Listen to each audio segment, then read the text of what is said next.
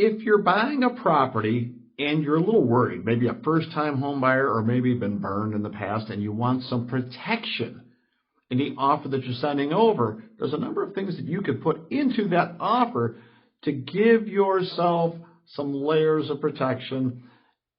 And I'm going to tell you about them today. This is Ron Wojciechowski, your host for the Black Hole of Real Estate. There's some very common things that you can write into an offer. You see, you can put an inspection period in there.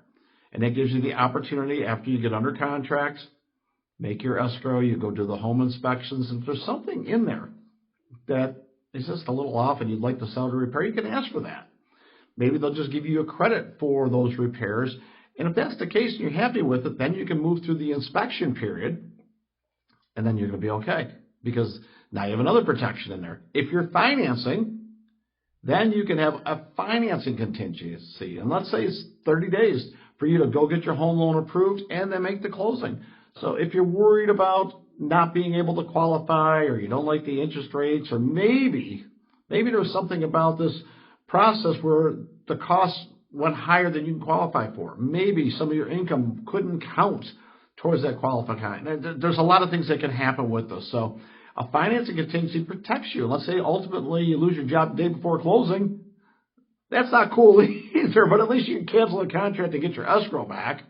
So financing contingency, super important on there. Now there's another one, and this is a little bit different, called an appraisal contingency. And what that means is if you offer $400,000 on the property and it doesn't appraise for $400,000, then it gives you the right to go back and either renegotiate the terms or cancel out because the home did not appraise for the price that the seller agreed to sell it for and that you also agreed to buy it for. But there are times if it comes in at $375,000, you may not want to proceed with the deal because you might have to come up with $25,000 more at closing.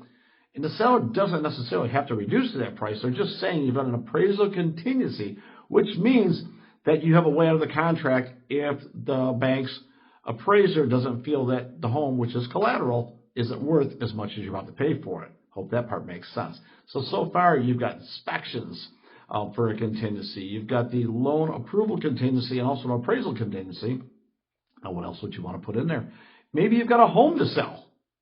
You could put that in there and say it's contingent upon the sale and closing of my home to be using those proceeds to purchase this one. That's a pretty common one. It happens a lot all around the country. I know that in Florida, people are a little hesitant to get tied into deals because of the domino effect. And let's suppose that there's 2 or 3 deals all in a row or even more where they're all contingent upon a sale. If one fails, they all fail. Not necessarily a good thing, but you can have a contingent upon the sale of your home. Now, we can continue down the road by saying there's what they call a 72-hour kickout clause. Oh, what the heck is that? What that means is you're willing to purchase a property contingent on the sale of your home, and if another buyer comes along and wants to buy this property and they make an offer, the seller has to present that offer to you and say, listen, we got a different offer, it's the same price, it's better terms, it's cash, and we want to be able to sell it to them, but we've got the 72-hour kickout clause that gives you 72 hours to make up your mind. And if your home sells or closes, you feel good, then you can remove the 72-hour kickout clause. If you're just feeling lucky and don't want to lose the house, you can remove the contingency of the sale of your home, but now you're on the hook to finish and close the deal, and you could now lose your escrow if you have nothing else in there to protect you from it. So 72-hour kickout clause, most buyers don't like it. But if that's the only way you're going to get a property under contract where it's contingent on the sale of your home, sometimes it's worth a shot. Worst case, you can't meet it, you get your escrow back, but you're in the game and secure the home for as long as possible. And by the way, most people, when they see a home's under contract, they tend to not want to go in there and make offers on it because somebody else already bought it. So 72-hour kickout clause can be highly effective for a buyer and give a little protection to the seller as well. So not too bad there. Now, you can also do things that would be for like the well or a septic and make that part of the inspection process that we have to get these things approved. I would also tell you in a condo, you're going to likely have to be approved for a couple of things, probably approved by the board. They may require an application fee, a credit and background check, so that's a bit of a contingency to make sure that this is contingent upon you getting approved to join that association. Now, I could probably go on with a bunch of other things right now that are contingencies thrown in a contract, but you get the point. With a savvy real estate agent working alongside of you, or someone who really understands this, they can absolutely do this on their own without the help of an agent.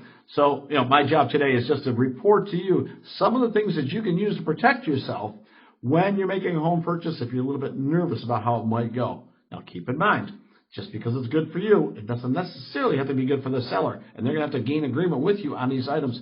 Just because you put it all on the offer doesn't mean that they're going to accept it. In fact, the more contingencies that you place in a contract, the less likely you'll be able to negotiate on price because you got all those other favors tucked in there as well. Or they might just sell to somebody else with a way less complex offer. Sometimes the cleanest deal is the best one, but now you've got options. If you've got questions, definitely drop them below. I want you to subscribe so we can keep sending you this information to help you with your real estate needs. This is Ron Wysakarski for the Black Hole of Real Estate.